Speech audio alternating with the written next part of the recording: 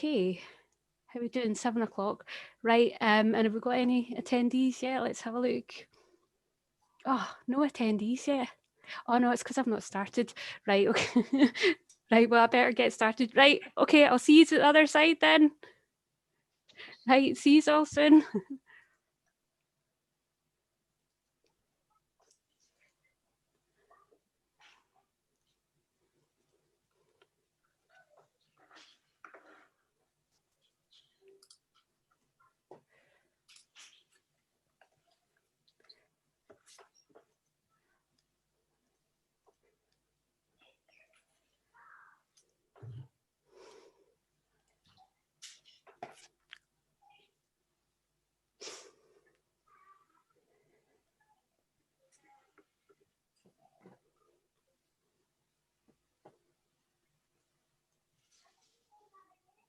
Kath, I don't think you're broadcasting yet because it's still not coming up, right? No.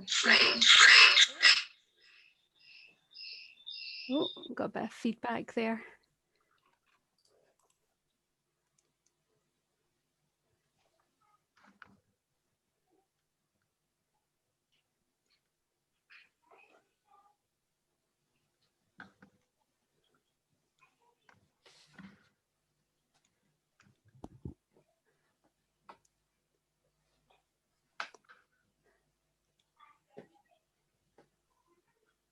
Okay, I believe we're ready to start.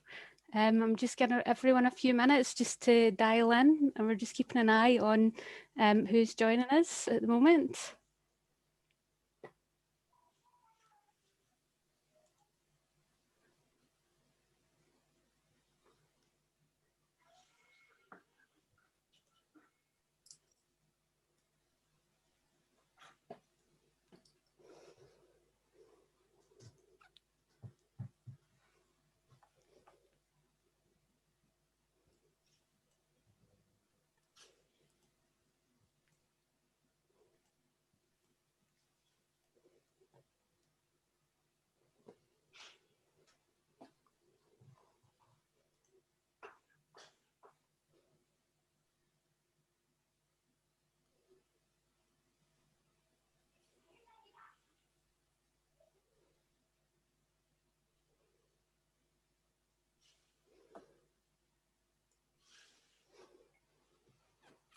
Okay, I'm just going to start just now. I was giving everyone a few minutes there just to join us.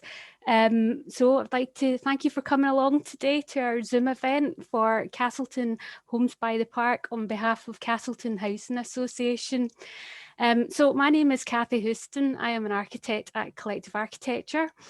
I'll be handing over to our client shortly to do an introduction, but before I do so, just a few procedural points. This event is kicking off 7 o'clock roughly. It should only last about 30 to 40 minutes maximum. We're going to see how we get on with the slides. As this is webinar format, only the panel and the presenter will be visible and audible throughout. We will be making a recording of this event in audio and video, as we're required to do it by planning, and we'll make this available on the website. So we're required to take a note of any comments. So if anyone uses the Q&A bar at all, that would be useful for us. However, it's just to let you know that this will be in accordance with the data protection regulations. So we will not be holding any personal details after the event. We would encourage everyone to visit the website. That's www.homesbythepark.com, where you'll find lots of useful information here. And if you'd like to be kept informed, you can add your name to the mailing list. And also, if at any point you would like to get in touch direct, we do actually have a direct email address, and it's comments@homesbythepark.com. This email address will be monitored throughout the event, so if anyone has any comments, feel free to drop us a line. And finally, we hope you enjoy this event. We're incredibly grateful for your time joining us today. As you'll see, the development site has so much potential, so many opportunities. Consultation is a big part of what we do at Collective Architecture, and we're focused on approaching this with an open mind, ready to listen, hear your views, and together with Cassiltoun Housing Association, we'd like to shape this in a way that integrates and is of benefit to the wider community as a whole. So I'd like to hand over quickly to Claire Malpaz of Cassiltoun Housing Association just for a quick introduction. Okay, thanks, Kathy. Welcome to the Homes by the Park consultation. As Kathy says, I'm Claire Malpass. I'm the Chief Exec of the Cassiltoun Group. Over the past 2 years, we've been consulting in a variety of ways with the local community at various events and activities. We've now reached the stage in the planning process where we need to formally consult on the project with you, the community. Normally, for any proposed development, we hold an open day and invite people to come along and hear about our plans. It's an opportunity to speak to the staff and particularly the design team and find out what parts of the designs are still to be finalised and can still be influenced by the needs and desires of you, the local community. However, due to COVID-19, for this development, we've had to do this in this virtual way, which I hope you find useful. And I look forward to hearing your thoughts and your questions. I'm now going to pass you back over to Kathy, who will, from Collective Architecture, he'll be leading on this project in the consultation. That's great, thanks Claire.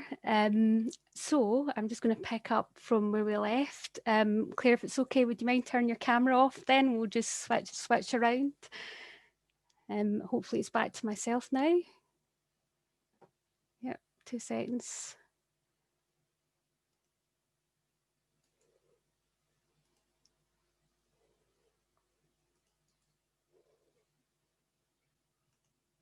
Okay, thanks for that introduction, Claire. I thought it was worth covering who else we have in our team. So quite a few people involved. We also have landscape architects on our team, Rayburn, Farquhar, Bowen, who are going to do a presentation towards the end. Engineers, quantity surveyors, contractors and energy consultants. So it's quite a big team that are involved. In addition, we also have a number of contributors that have helped us on the technical side in developing the proposals, and also people within the planning department and other areas as well. I'm not going to dwell on this slide too much. It's rather text heavy, which might be difficult to see in phones. However, I thought it was important to mention who was involved. Plus also the remainder of the presentation is very graphical, so hopefully lots of diagrams, photos, images, and a little clearer, and hopefully you can sit back and enjoy the presentation as we move forward. So some background information just to explain how this came about. In September 2017, Cassiltoun Housing Association received funding from Glasgow City Council to commission a feasibility study for the redevelopment of the former nursery site at Barlea Terrace in Castlemilk.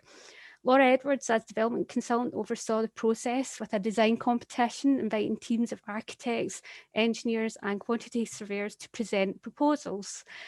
Collective Architecture were successful with Brown Wallace as cost consultants and G3 Group as structural engineers. A feasibility document was the principal output of this process, and this considered the range of opportunities at the site. It was also accompanied by a scaled model of the development, which has been on display in Cassiltoun Housing Association's foyer for the last year or so. So in late 2019, we were approached again by Cassiltoun as the board had approved the development of the study to the next stage. This was great news for us. It'd been an interesting site and we'd enjoyed exploring the opportunities through the consultation processes with the community and through the various studies. It was at this point that a landscape architect joined the team, and that was an incredibly important role as it would turn out. A principal comment from the planning department was to consider the landscape more closely and the unique opportunities that the site presents. The objective was housing should feel much more integrated, like it's within a park rather than beside a park. And the landscape architect is going to talk about this later in the presentation. So to give you a quick overview of what's proposed, there are 2 principal elements. There's the housing and there's a social enterprise and wellbeing centre proposed as part of the scheme. The housing side, we're exploring the possibility of up to 140 homes within the site. These will be a mix of tenures, affordable housing, private housing, and for different types of households, so families, young couples, elderly, people with restricted mobility, wheelchair accessible homes. The Social Enterprise and Wellbeing Centre is a key part of the proposal. This is a new building to allow Cassiltoun Housing Association to continue a lot of the good work that they already do, providing additional community space, facilities for horticultural workers, and to support other local organisations, for example, those involved in childcare and horticultural growing. So Cassiltoun are working hard behind the scenes to secure funding for this, and we would welcome any feedback on this also as part of this consultation. So here's what we know about the site. I thought it was useful to cover this. The site uniquely benefits from having one of the most distinctive and attractive parklands in Glasgow on its doorstep. Castlemilk Park contains some of the oldest trees in Glasgow and is part of a designed landscape of fish ponds, walkways, bridges, heritage trails and community artworks. The parkland is also a focal point for activities led by Cassiltoun Housing Association and others. The Housing Association is very active within their neighbourhood with a dedicated community development officer, a woodlands officer and a regeneration manager. The team successfully deliver an annual programme of events each year with the parkland as the principal venue for a lot of the activities such as wildflower walks, woodland strollers clubs, inspiring nature events, family fun days and festivals and various other things. Moving on to this aerial photograph, we can see how green this neighbourhood is and how close it is to existing neighbourhoods and local facilities. The site is located to the east end of Castlemilk and it's roughly about 3.8 hectares. It is bounded on the northwest by Barlia Terrace, a road that is partially pedestrianised with trees either side, and that's the white dotted line that you can see there. To the northeast is a neighbouring development, Barlia Way, and that's 3 and 4 storey apartment blocks built by Cassiltoun Housing Association in 2008, and that's represented by the circle there. And the remainder of the site is bounded by Cassiltoun Park. And at present, there are no formal pedestrian or vehicle routes of access to the site, although it's noted that local people will often use the site as a shortcut when going into the park, going to school or walking to local shops. The land is known to have been utilised by Glasgow City Council as a cultivation space for the growing of flora to decorate municipal parks and hanging baskets across the city. This has ceased within the last 20 years and the land has become overgrown. There are signs of antisocial behaviour, possibly in certain areas, and this is due to the location, the seclusion of the site. The majority of the site is bounded by a 2-metre high security palisade fence. And this is painted green, although it's been vandalised and has been partially repaired in places. The site is mostly Glasgow City Council owned, although there is a small corner which is owned by Cassiltoun Housing Association just next to the Barlia Way development. So this is zooming out slightly, and I thought it was useful just to reflect on this also. Connections. So the site is served by a reasonably regular bus service to the city centre within a 10-minute walk from the site. There's also bus services along Arden Craig Road, and you have train station, the nearest train station at Croftfoot. Local amenities, there are a number of schools nearby. So you have St Bartholomew's, Miller Primary School, Cassilmilk Secondary. Cassilmilk Shopping Precinct is a 10-minute walk from the site, and this includes a lot of your local amenities that you would be looking for in the neighbourhood. As well as that, we have the library, local health centre, there is a swimming pool, there is fitness facilities, Glasgow Club. And slightly further afield, you have the Cathkin Braes Country Park, and that's a substantial area of publicly accessible green space. At 199 hectares, it's substantial, and it is the venue for Glasgow's International Mountain Bike Trail. So the site is well served by a number of amenities. Cycling, we do have the National Cycle Network nearby, Route 756. This connects East Kilbride and Rutherglen to the city centre.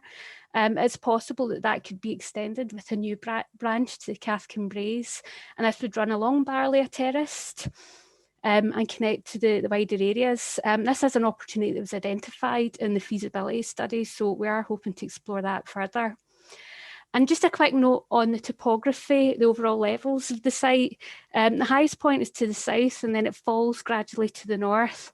There are kind of localised level changes, for example, where there was once a historic walled garden, which is now demolished and out with the boundary. But it's definitely not a flat site. There are some areas that are quite steep as well. On the next few slides, I'm going to focus on the history of the site and sort of fascinating backstory as to how this neighbourhood has been shaped over the years. The site itself occupies a prime position on the edge of Glasgow, elevated and prominently positioned with panoramic views across the city. And it's possibly these qualities that led to the very first development of this location. Research reveals that the site was once occupied by a castle on the crest of a hill, in amongst a landscape of trees with rolling hills. The Stuarts of Castlemilk acquired the castle in the 13th century, and it was to be developed and enlarged as a country mansion in the decades following. Then we move on to this aerial photograph, which we find quite useful. It was taken in 1931, just before World War II, at a time when the neighbourhoods were expanding. This was one of several planned estates within the city, responding to the need for good quality, affordable homes to house the workers of the city. In 1938, the remainder of the estate was acquired by the Glasgow Corporation, but the outbreak of the Second World War delayed a lot of the building work that you can see going on in these photographs. The mansion was to be used to accommodate evacuees from the city until the end of the war, then until 1968 as a children's home, until it then closed later in 1972, and it was around then that the house was demolished. A review of the historic plans also reveals that it has always been non-industrial use, so it has always been used as an estate. So the site benefits from having a rich and varied history, and the wealth of information available is significant. I'm going to skip through a few of the historic plans because we do actually have quite a few. A lot of this information will be available on the website if anyone wishes to jump back in and have another look. So starting at 1864, this is our oldest plans with early signs of development taking place. 1896, a lot of the key features are available, such as the fish ponds and the bridges. Another photo from 1896, but this has a little bit more detail. In particular, it's interesting to see the ice house surrounded by clusters of other buildings. You can see here an orchard, wall gardens and greenhouses. So there's a lot going on within the site boundary itself. And then in 1910, the subdivision of the site is visible. We can see the paths and the connections more clearly in this plan. And then 1939, so this was the start of the Second World War, still a very green site. But in 1953, if you look at the wall garden here, you start to see there's a lot more going on within the site, and there's further greenhouses and other development happening. So this is quite an interesting plan. And it does suggest, with all of the growing going on in the site and the fact that this was taking place just after the war, whether this may have coincided with rationing or some other activities. So there is quite a diverse history to the site. And then the next one, 1959, this is actually where we start to see the new homes appearing nearby. So it's quite a lot of information available, and capturing this rich and varied history has happened in a number of ways. So there has been archaeological digs led by the community. There's been books published, items salvaged, for example, the fireplaces of Castlemilk House.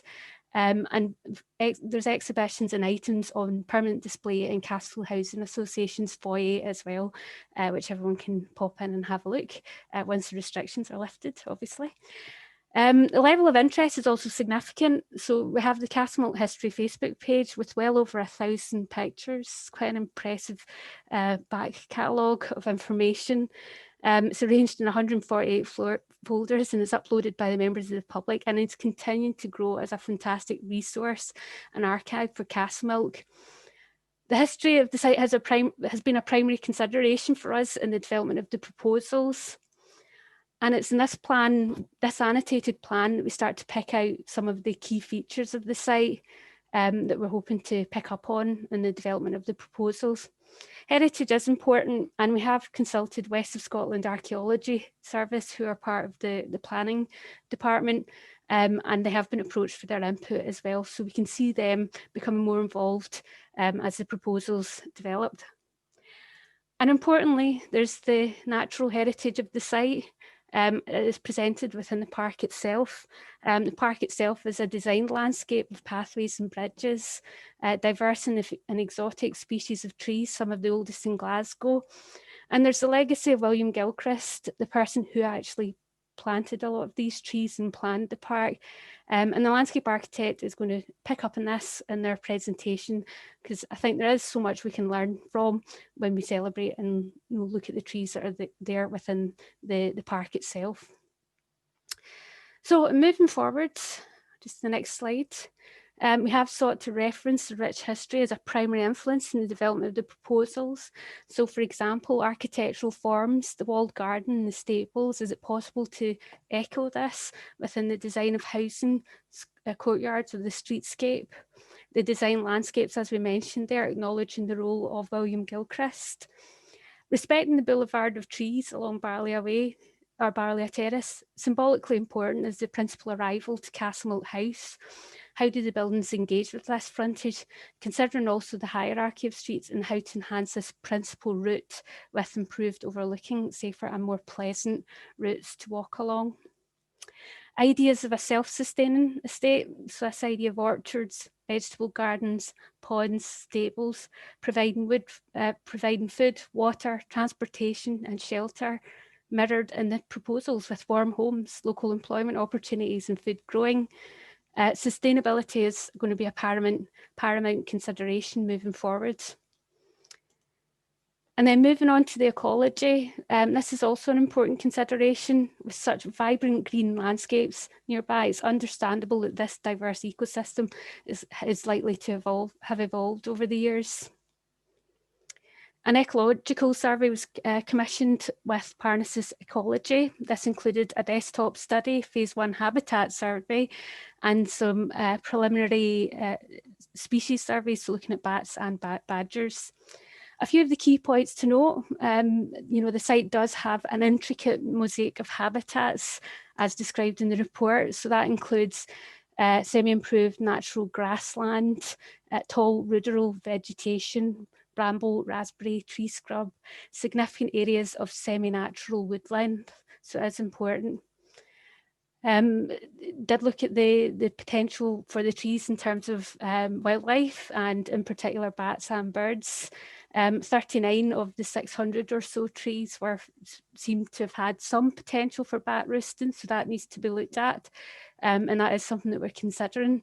But fundamentally, the study did conclude that the site is of local importance in terms of wildlife and contributes much to the conservation of wildlife interests within the adjacent site of importance for nature conservation. So that includes Castlemilk Glen, Kingsburn and Glenwood. And on to the next slide. This is a great photograph from one of the studies carried out. This was the protected species investigations. The trail camera survey work carried out in partnership with Cassiltoun's own woodlands officer and the local community identified signs of roe deer, foxes and badgers on or directly adjacent to the site. Active badger sets were found within 100 metres of the site, but nothing actually within the site itself. Other considerations, no bat roosts were found, although it was recommended that anyone working here was given a talk on how to identify any, so that's something we need to bear in mind. Bird nesting we do need to consider, that's the same for most sites that you would develop in the city. No badger sets were found, as I'd mentioned, but the site is actually used for foraging. So there's a few things we can do during the development phase just to make sure that badgers are protected and that any impacts are reduced. So, yeah, there's a lot to consider, lots of technicalities that we will be looking at as we're moving forward. But we do see the wildlife very much as an asset. It's something that's very positive about the site. We've really realised that through a lot of the consultation that we've done. It is an asset, and we do want this to be a key focus moving forward. So moving on to the next slide, this is just a few diagrams that we developed at feasibility stage, just exploring the opportunities. With the large amount of trees nearby, we looked at this idea of the courtyards and creating little pocket areas within the development. We looked at the location of certain buildings as well, so where we might position a public building within the overall development. We looked at solar considerations, so thinking very carefully about overshadowing, but how to make the most of the solar aspect of the site, and thinking about the hierarchy of spaces as well. And then importantly, we looked at pedestrian movement, again, another important consideration. And we know through consultation and through a lot of our observations that this is important, the pedestrian movement and how people move around. In this diagram, we're looking at the routes in and around, so routes to school, routes to shops, how people connect with local transport. The routes on the perimeter obviously are important, but we are noticing desire lines in some areas as well, so people taking shortcuts. So it's very important for us to understand that, because obviously in developing the proposals, we want to make sure that we are developing the proposals in such a way that allows pedestrian movement to continue to happen in quite a sort of managed way. Likewise, thinking about vehicles as well, it's an important consideration with any development here. The challenge we have is the levels mainly, because it isn't a flat site, so we have to think about how you could actually integrate a road within this development and integrate it in a sensitive way. At one point we were asked to look at the range of options for vehicle access, for example from Arden Craig Road, but that was quickly ruled out just because that would have taken a route through the park itself, and we know the park is a very sort of precious and valuable asset of that neighbourhood, so we didn't want to do anything to disturb that. So we have been looking at that very carefully and looking at the options moving forward. So our approach was really just to keep it as simple as possible, having one way in, one way out, and a very simple circuit of roads. This was our kind of very early layout at feasibility stage, where we were creating these sort of areas of courtyards and connections. And you can see just in red there, the public building. So the idea was to try and keep that to the corner, to the public edge, as close as possible to the sort of busiest corner, and also close to Cassiltoun Housing Association, where they have their stables just slightly further along in Macri Road.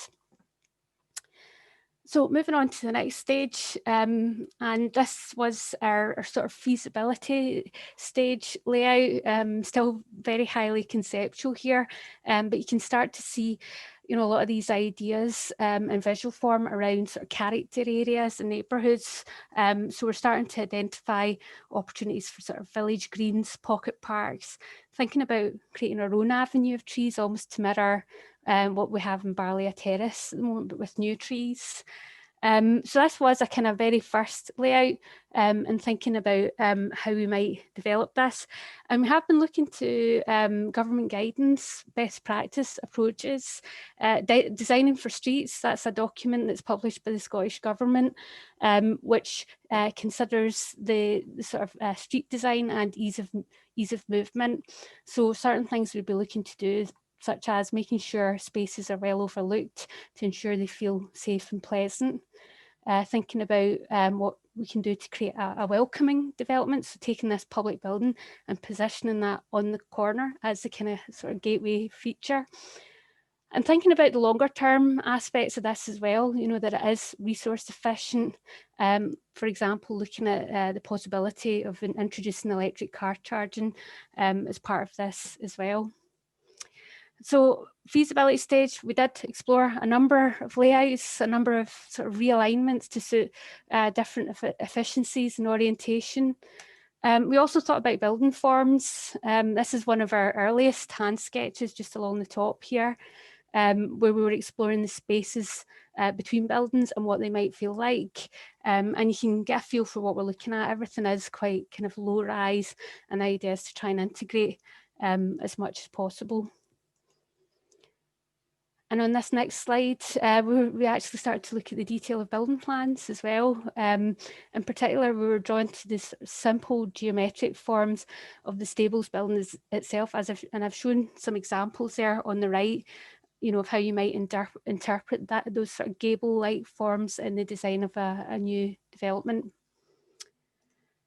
So moving on, I'd quite like to just talk about the Social Enterprise and Wellbeing Centre. Again, that's a really important part of the proposals and another fantastic opportunity for this development.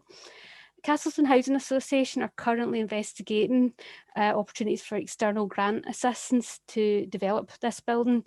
It's to serve two principal purposes. The first is a base for Cassiltoun Housing Association's maintenance team, as they did have a previous study that identified a need for a new building, and this was one of the options to commission a new purpose-built facility, but also to serve the community, so allowing Cassiltoun Housing Association to further develop their busy programme of events and activities with a range of sort of multi-purpose rooms, and also working with other organisations locally to look at how they might use the rooms within this building as well. An important point to note, the Social Enterprise and Wellbeing Centre is moving forward to a different timescale from the housing. So it's likely we would see the housing move first, and then hopefully, subject to funding and various other considerations, the Social Enterprise and Wellbeing Centre will follow. On this slide, I won't dwell on it too much because actually this was from the feasibility stage, but on the left there you can see the accommodation schedule, and that gives you a feel for the type of spaces that we were looking at. Although moving forward, Cassiltoun had actually been in touch with other organisations, other stakeholders, and had invited them along to look at opportunities. So for example, we were in touch with an organisation that has an outdoor forest nursery. They were looking for a base, so this building was potentially an opportunity. And also in touch with a local after-school group, potentially providing space for out-of-hours care for children and activities and various other things. So yeah, in some ways the brief has expanded, but if anything, has led to new ideas and new proposals. And in particular in this next slide, here we can see this is a sort of concept image of what the building might look like, but what this shows is actually the outdoors is as important as indoors as well, and this is where working with the landscape architect has been quite interesting, looking at opportunities for spaces for outdoor gatherings, community food growing and natural play. So there's a few ideas starting to evolve specific to the Social Enterprise and Wellbeing Centre. So moving on, this is where I'm going to talk about the proposals and where we are now. I think at this point, it's a good point to note in this presentation. Actually, we do have a Q&A feature as part of this presentation. So somewhere on your screen, either at the top or the bottom of your screen, depending on what device you're using, you should see the option for Q&A. And if you have anything you wish to ask or any comments at all, if you could just note them down in the Q&A, and we'll either run through them during the presentation, depending on the nature of the question, or we'll pick up on them at the end. And I do have a colleague in the background that's monitoring these as we speak. So, and depending on the questions as well, there's the option to upvote. So if you see someone else asking a question, you can do a thumbs up and that will bring the question up to the top, and we'll obviously prioritise that, so that's important. And yeah, I think just one minor caveat is we're relying on this technology, so hopefully this Q&A feature is useful. We're certainly going to try and answer all questions, and there is the option to email us directly, and you'll see I have actually noticed this on quite a few slides here. If you email us at comments@homesbythepark.com, we're also keeping an eye on that email address throughout the event if anyone wishes to provide comments. So back to the presentation, that was just a quick note on procedure. Moving forward, it was very important for us to respond to the planning comments because there were sort of 4 key comments raised towards the end of the feasibility study that we were keen to address. Number 1, it was recommended that we employ a landscape architect. This was to ensure that the key features, wildlife corridors, tree protection was suitably designed, and that's what we've done. We've now got a landscape architect on our team. Secondly, it was proposed that the amount of open space be increased. So we were looking to widen garden areas and improve clearances, and that's what we've done. There was a request that additional trees be retained, so that's something that we are looking at very carefully. The trees are an important feature visually, but also in terms of local wildlife, so that is something that we have looked at moving forward. And finally, we also were asked to look at cars. There was a lot of hard surfaces and roads in the very early proposal, which obviously they are necessary, but it is a lot of hard surfacing for a development that is supposed to integrate within what is quite a natural context. So to look at ways in which we could make that sort of more efficient and more sustainable as a whole. So that is something that we are considering with the client team and with input from the roads department as well. And then we were left with the overarching comment. I've mentioned this just at the start. So it should look like housing within a park rather than housing beside a park. And that's really what this diagram is about, is to show how the park and the new development can integrate together side by side.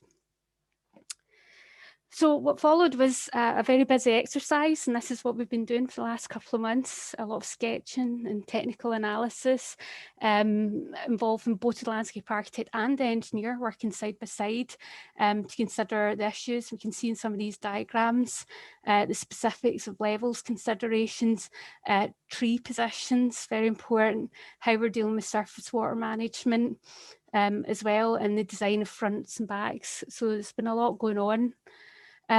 We did have a review of the tree survey. In fact, we went back out. That was a further tree survey was organised.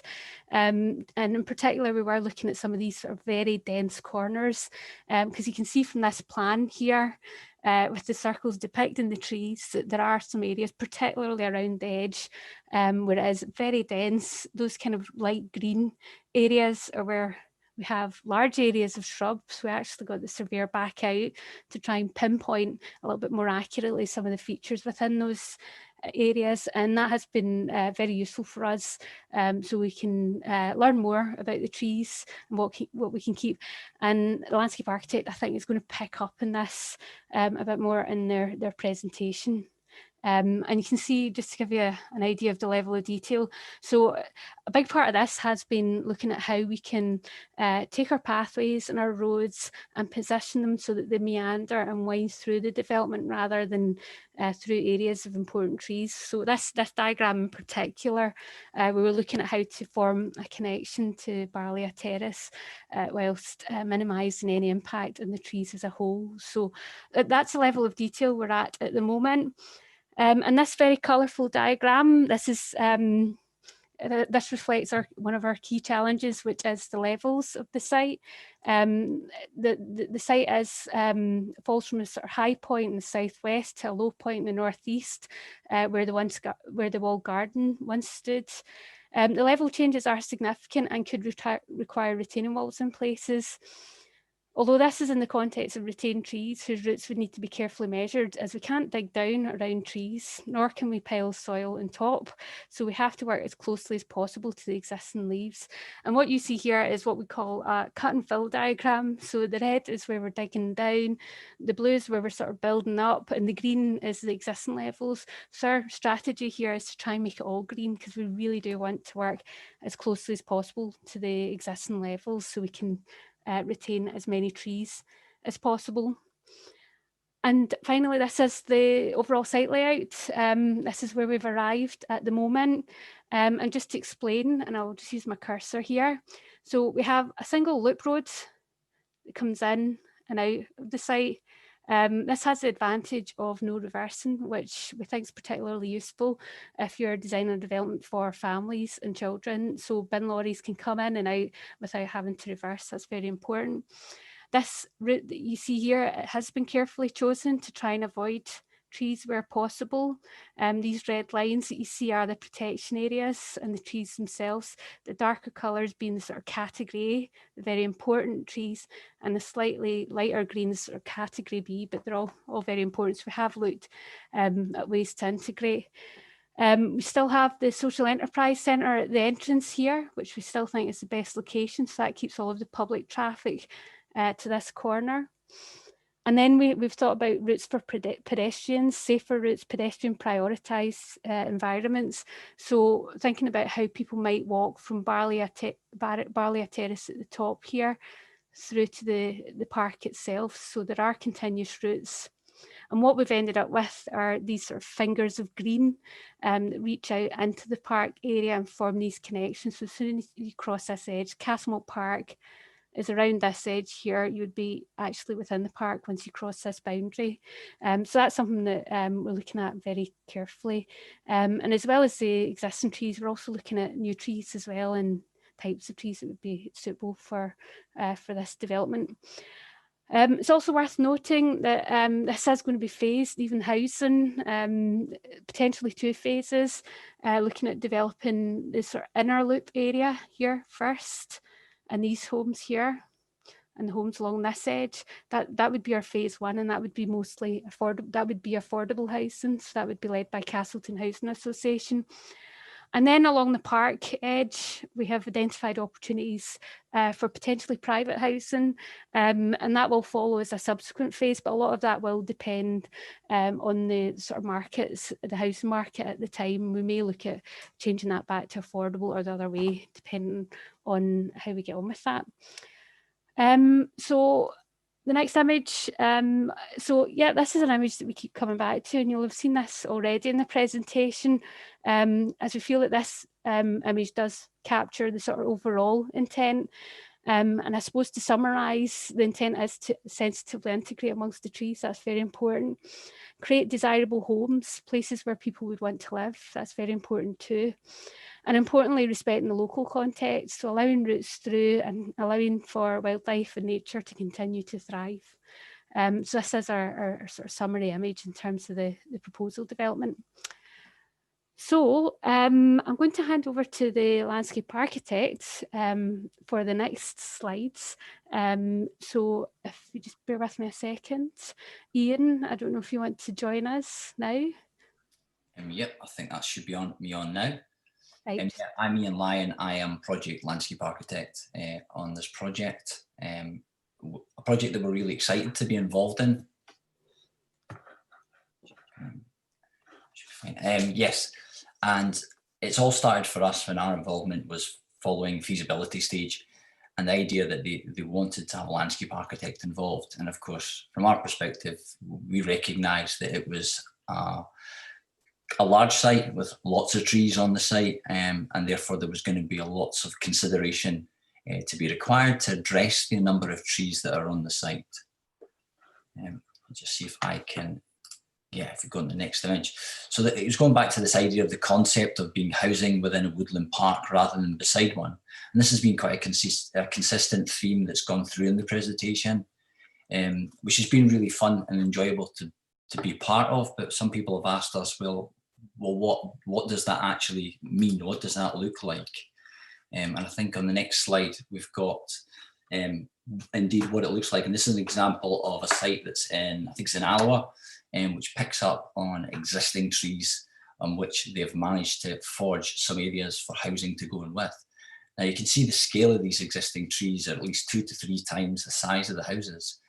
But you can also perhaps notice the fact that the number of them is actually quite limited, because you don't need that many fabulous trees to make a space look good. If you get lots and lots, then fantastic, but actually having just the right trees can actually really enhance what we have. So as part of what we have done is we have first of all said, right, well, we need to interrogate the tree survey. Let me just check, it's going to go to the next slide. Yeah, so we've got this issue of what, when you can't see the wood for the trees. And if you've ever visited the site, you'll realise how dense it is in some areas of existing trees. And it's really difficult to assess what's good and what's bad. But we've had obviously 2 tree surveys carried out, one of which was an update to the original. And we've taken that information and analysed it as best we can. It turns out there are actually 300 trees within the site boundary. And I think within the proximity of 10 metres from the boundary, there's about 600 in total. So there's a heck of a lot of trees on site that we need to look at. But the good thing about the surveys that are carried out, they look at the size in terms of height and spread of each tree, and what type of tree it is, its structural condition, and just as importantly, what its life expectancy is going to be. And it allows us to assess of what's going to be good in terms of the long-term strategy for the site. One of the things as we've looked at is then taking that information and then trying to define it into categories in terms of what are the best trees on the site and what trees are dangerous or of poor condition and need to be taken out. And also the unfortunate trees that we have to lose, because for us to have development and have roads in on the site, then we need to unfortunately lose some of these trees. So the idea is that we've obviously got the good, the bad and the necessary, and then on the likes of the one on the left is one of the existing giant redwoods that are on the site, which is probably one of the largest trees, I think, in the overall site. But then there's also the other side of it, which is the tree in the middle, which is a kind of key sycamore tree that's in the middle, but it has undergone quite significant amount of fire damage during the course. There's also some structural damage, and there's a general view, having had lots of analysis done on this tree, that actually the best thing that we can do for the longevity of the site is actually to have this to be removed. And then we've got the likes of the trees on the right, which are some of the trees in the groups that we're having to look at in order to facilitate the road access. And we've got a couple of these, and we've just tried to allow ourselves consideration of trying to maintain the best of trees and sacrificing as few as possible. So we go back to this classic image of the housing within a woodland park. And as Kathy says, this really does pick up exactly what we've tried to achieve, where actually there's been quite a light touch in terms of bringing the architectural elements into the park and actually make it feel part of what we've got. And then by doing this, what we then start to create is a series of spaces. So it's spaces for people, some of these open public spaces where we're going to have a mixture of the existing trees, new trees, and lots of new planting as well. So we want it to be quite a lush space, sorry. And it's not just places for people, but it's also about thinking about the overall. Oh, so let me just jump back.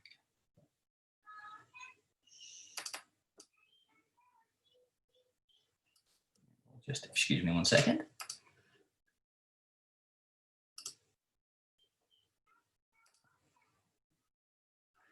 We've also got thinking in terms of the social enterprise and wellbeing centre, that we may have spaces for community growing and that kind of level of interaction. And this is all stuff that can be incorporated within the spaces that we have. There's also thinking about considering the landscape as both functional and attractive. And when I say functional, some of these zones of planting that we've got here are actually part of rain gardens, which have been coordinated as part of the engineer's design and our design to actually deal with some of the drainage system. And we think this is a much better way to actually deal with things, because not only does it deal with the rainwater problem, but actually it provides you with quite an attractive setting, which is after all what we're after. There's also then thinking about some of these green fingers that Kathy alluded to earlier on, which is these areas between some of the housing terraces that actually link right across to the existing woodland that is around. So these paths, like the one on the left, will actually effectively extend beyond the housing line and into the park. So actually it creates the integration where in some ways the park is coming into the site, but in other ways that the housing development is starting to extend beyond this. And this is where this homes by the park comes from.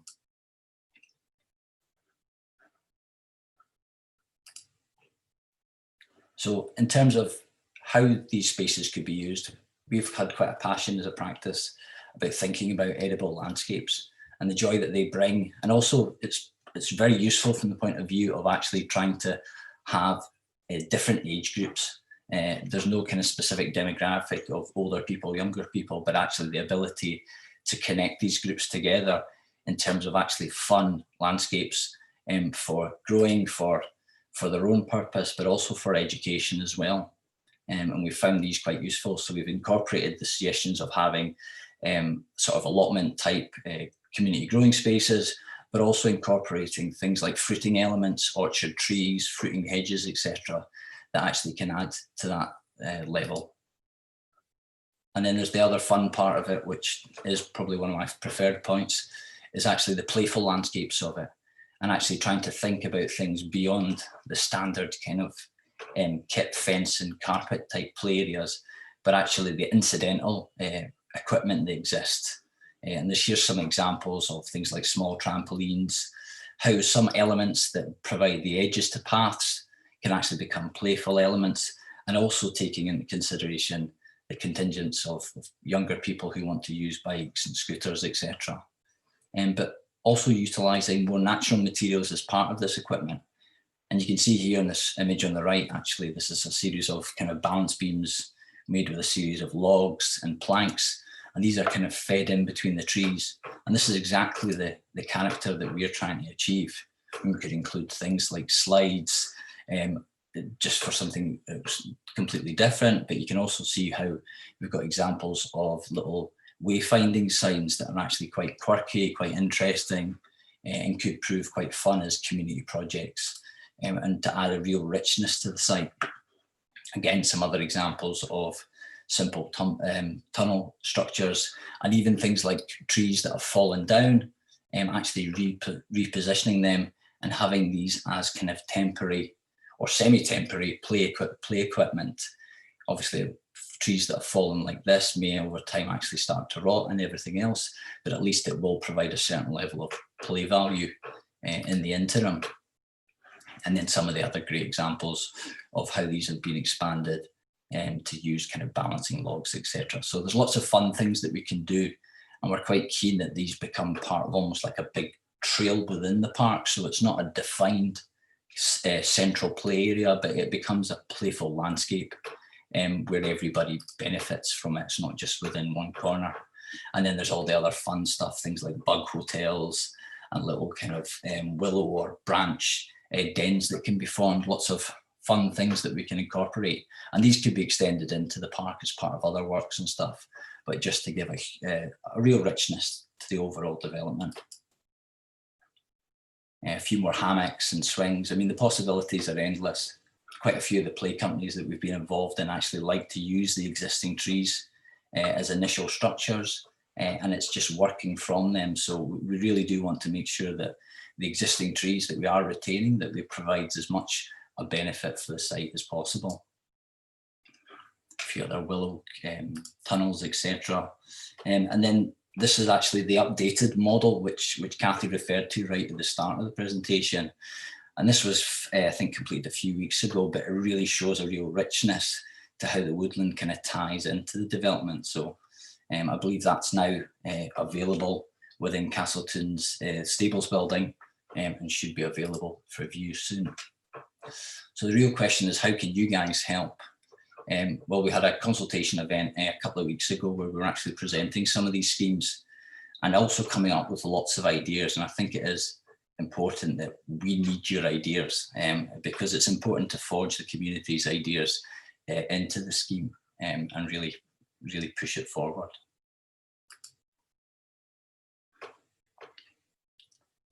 And I think that'll allow you, Kathy, to move on to the next stage.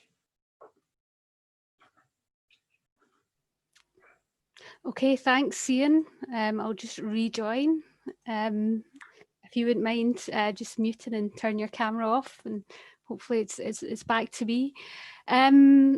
Okay then, so just to pick up on the consultation, we have been keeping an eye on Q&A, and everyone's been really kind. There's been no questions, but that's not to say that we haven't had some good feedback.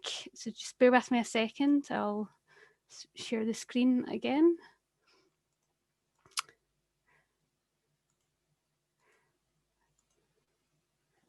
Right, so hello again. I'm just sharing the screen, so 2 seconds. Right, so back to the presentation. Yes, we have had some events already, as Ian mentioned there. We had an event outdoors there on the 9th of September. which Cassiltoun Housing Association supported us with. It was just outside the stables, and we managed to catch some people. It was about 3 o'clock. We managed to catch some people just on their way back from school and picking up the kids, and that was quite useful. And we did gather feedback in a number of ways. We had the models, we had some questionnaires, but we've also been using these postcards, which have actually been sent out with Cassiltoun's newsletter recently, and we are getting some feedback. There is a prize draw there for postcards returned. Before this event, we thought it'd be quite useful to look at some of the feedback we've had so far. So Cassiltoun did have a look in the box there. And there's a few key themes starting to emerge. So this idea of protecting nature, and some of the suggestions we've had in the postcards, this idea of bringing in new trees, plants, vegetable gardens, wildlife corridors. So some of those ideas we've looked at already, but certainly hearing local people talk about this is something that we're wanting to explore. Some ideas about introducing benches in community gardens. In particular, that is something that we could possibly look at around about the social enterprise and wellbeing centre, and there are a few areas within the housing areas themselves that we could develop for that as well.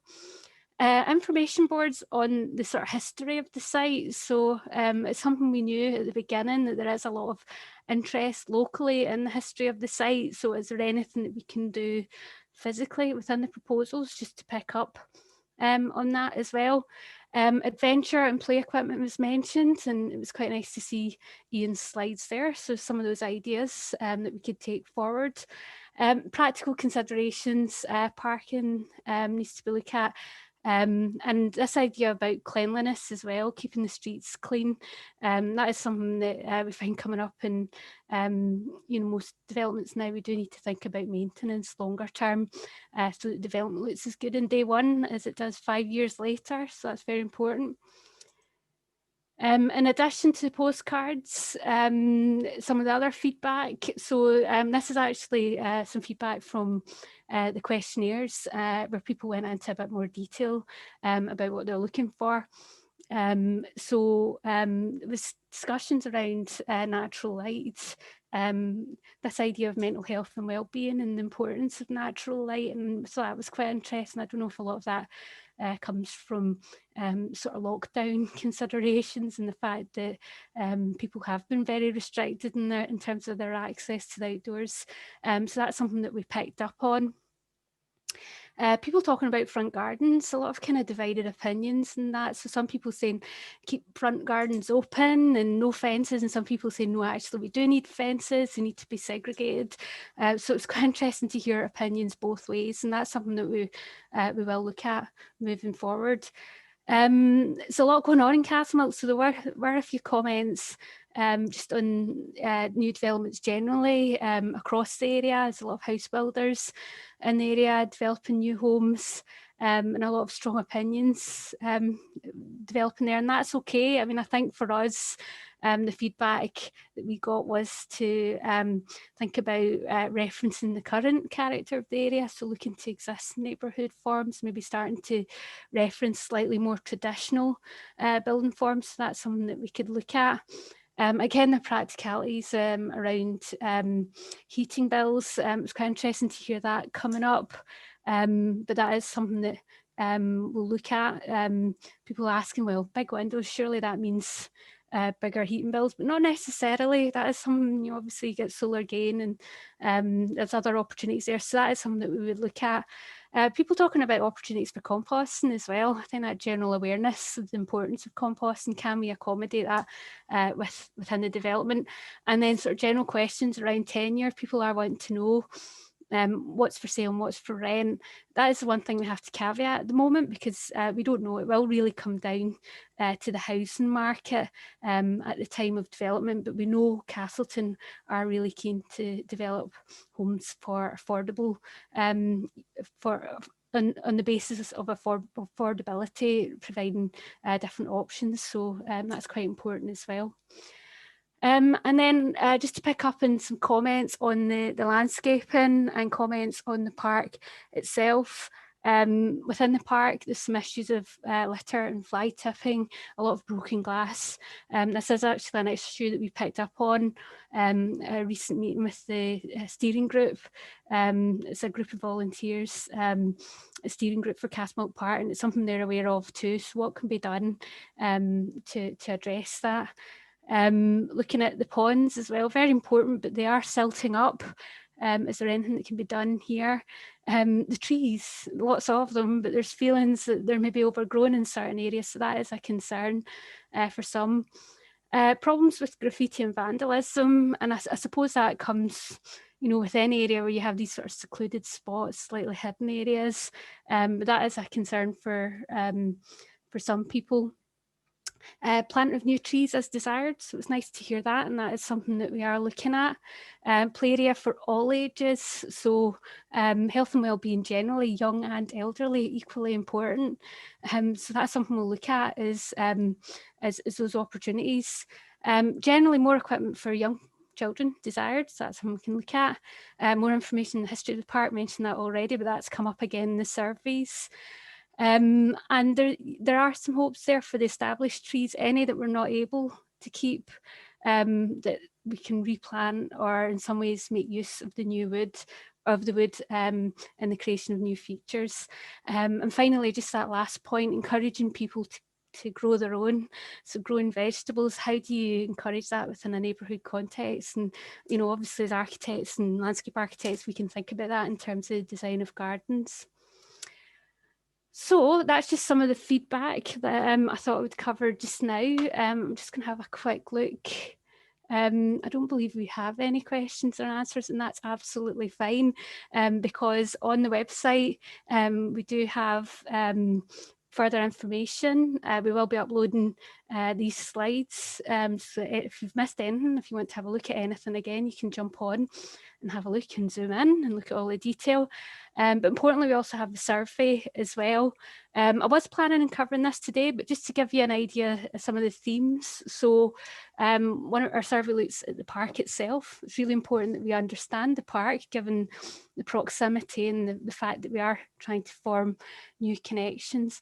So there are questions around how people use the park at the moment, how often, for what reason. Is it for leisure? Is it for health? Is it for going to school or for going to the shops? That's quite important for us to understand, and how they feel about the park. Is it safe? You know, could it do with better lighting? Anything like that. That's something that we're hoping to capture in the survey. We do have some questions on the heritage side as well. So how do you actually reflect that within the development of a new neighbourhood? There's some really nice features that we know of from looking at the heritage of the area, the likes of the walled gardens, the ice house, the bridges, the various other things. Can we incorporate that somehow in the development of the proposals? And what aspects of the heritage should we be looking to reference? That's something that we are seeking some input on. And I've mentioned here edible landscapes. That is something, you know, with the walled garden and with a lot of the work the landscape architects doing, we would be looking to explore that in the development of the proposals. And finally, we had the ideas tree. So this was a feature at the physical consultation that we had. And that was just looking for some ideas on how to reuse the wood of the old sycamore tree. So there's a nice big tree in the middle of the site that unfortunately we're not able to keep. It has been heavily vandalised and fire damaged. So we are looking at, well, what can we do with that tree in terms of new uses? There's some suggestions there. And we are putting it to people, what do you think? What would you like to see us do with the old tree? So we're just coming to the end here. So this is where we are in terms of the current site layout. Absolutely, we're looking for feedback. If anyone has any comments on what they see here or anything that we've said today, we obviously want to hear from you.